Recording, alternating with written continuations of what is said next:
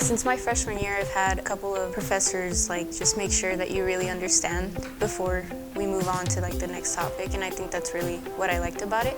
The student-to-teacher ratio was really great. Teachers were really easy to approach and really get some time with. I think the most fascinating thing with civil is creating infrastructure and being able to look back at specific things and say, you know, I was able to design that.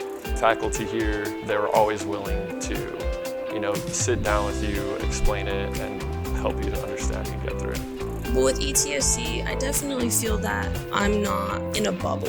You can go so far with civil. There's so many different opportunities in civil, and I think that CET definitely doesn't hold you back from wanting to pursue different things. And so that's why I really enjoy CET.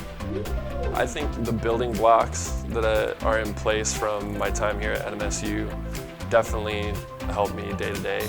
Without the experiences that I had here, I would be lost a little bit out in the construction field.